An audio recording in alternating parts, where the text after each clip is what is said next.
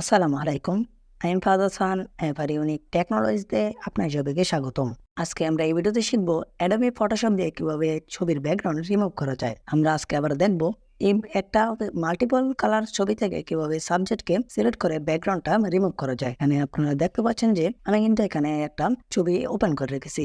এই ছবিটার ভিতরে আপনারা দেখতে পাচ্ছেন যে এখানে কিন্তু অনেক এলোমেলো চুল রয়েছে। এই এলোমেলো চুলগুলা থেকে যদি আমরা সিলেক্ট করে আমরা যদি ব্যাকগ্রাউন্ডটা রিমুভ করতে যাই তাহলে কিন্তু আমাদের অনেক কিন্তু প্যারা খেতে হয়। সেইখান থেকে আমরা যে কিন্তু এই ছবিগুলো কিন্তু অনেকভাবে কিন্তু আমরা চুলগুলো রাখতে পারি না অনেক সময়। তাহলে আমরা আজকে এই ভিডিওতে শিখবো যাতে আপনারা 10 সেকেন্ডের কমেও একটা ছবির ব্যাকগ্রাউন্ড কিন্তু রিমুভ করা যায়। সেই প্রসেসটা আমরা আজকে এই ভিডিওতে শিখবো। তাহলে আমরা কথা না বাড়িয়ে আমরা আমাদের এডিটিংটা শুরু করে দিই। না, প্রথমে আপনাদের এখানে যে আপনার লেয়ারটা সাবজেক্টের যে লেয়ারটা যদি এখানে লক করা থাকে এখানে আপনারা আনলক করে দিবেন।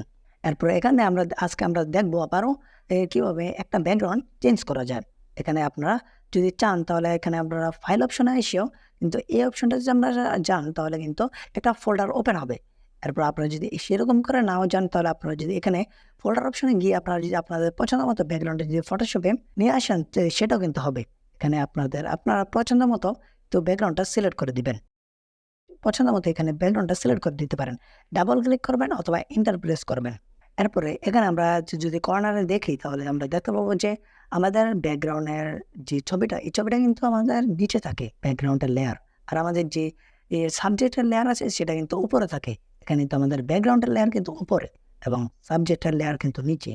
এখানে আমরা সাবজেক্টের লেয়ারটা ধরে আমরা উপরে যদি নিয়ে আসি তাহলে কিন্তু আমাদের সাবজেক্টটা উপরে চলে আসে এবং ব্যাকগ্রাউন্ডটা নিচে চলে গেছে। আপনারা দেখতে পাচ্ছেন যে এরপর এখান থেকে যদি আমরা এখানে উপরে সিলেক্ট অপশনে যাই এবং আমরা যদি এখানে সিলেক্ট অ্যান্ড মার্কস অপশনে চলে যাই এখানে কিন্তু ফটোশপের ইন্টারফেস নেই। এটা কিন্তু সিলেক্ট অ্যান্ড মার্কসের ইন্টারফেস। এখানে আমরা এরপর উপরে যদি যাই তাহলে আমরা দেখতে পাবো যে এখানে ভিউ অপশনে যদি আমরা ক্লিক করি এখানে আপনার পছন্দ মতো এখানে আপনি সিলেক্ট করে দিতে পারবেন। এখানে আমি ওভারলি সিলেক্ট করে দিচ্ছি।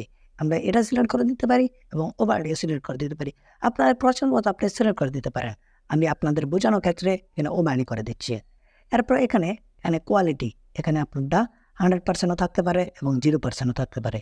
এখানে আপনি 50% করে দিবেন। করে দেওয়ার পর এখানে আপনি এই সিলেক্ট সাবজেক্ট এই অপশনটাতে আপনি ক্লিক করবেন। ক্লিক করার পর এখানে আপনি কিছুক্ষণ ওয়েট করবেন। এরপর এখানে কিছুক্ষণ প্রসেসিং হবে। প্রসেসিং হওয়ার পর আপনার যে সাবজেক্ট রয়েছে সাবজেক্ট কিন্তু সিলেক্ট হয়ে যাবে। সিলেক্ট হয়ে যাওয়ার পর এখানে আপনি আবার উপরে চলে আসবেন। উপরে চলে আসার পর এখানে আপনারা যদি এখানে ভিউ অপশনে ক্লিক করে এখানে আপনি এখানে ক্লিক করেন তাহলে দেখতে পাবেন যে আমাদের যে ব্যাকগ্রাউন্ডটা ছিল সেটা কিন্তু সিলেক্ট হবে। এরপর এখানে যদি আমরা কোয়ালিটিটা যদি আমরা বাড়িয়ে দিই এরপর এখানে যদি আমরা লেয়ার এন্ড মার্কস ঠিক রেখে আমরা যদি এখানে ওকে অপশনে ক্লিক করে দেই তাহলে দেখতে পাচ্ছেন যে আমাদের কিন্তু ব্যাকগ্রাউন্ডটা রিমুভ হয়ে কিন্তু চেঞ্জ হয়ে গেছে। আপনারা কিন্তু একদম নিখুঁতভাবে দেখতে পাচ্ছেন যে এটা কিন্তু একদম নিখুঁতভাবে কিন্তু ব্যাকগ্রাউন্ডটা চেঞ্জ হয়ে গেছে। এখানে আপনারা কিন্তু চাইলে আরো স্পিডে করতে পারবেন। এটা মাত্র 10 সেকেন্ডের কমে আপনারা করতে পারবেন। এটা করতে এরপরে যদি আমরা এখানে ব্যাকগ্রাউন্ডটার যে এটা রয়েছে এখন আপনি যদি ক্লিক করি তাহলে আপনারা ব্যাকগ্রাউন্ড রিমুভ করে দেখতে পারবেন। এখানে আপনারা যদি এটা সিলেক্ট করে দেন তাহলে কিন্তু আপনাদের ব্যাকগ্রাউন্ডটা সিলেক্ট হয়ে যাবে। এখানে যদি আপনারা যদি আরো ব্যাকগ্রাউন্ড লাগাতে চান তাহলে আপনারা এখানে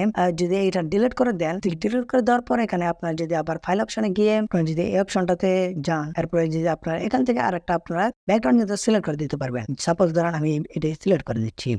সিলেক্ট করে দেওয়ার পর এখানে ডাবল ক্লিক করছি।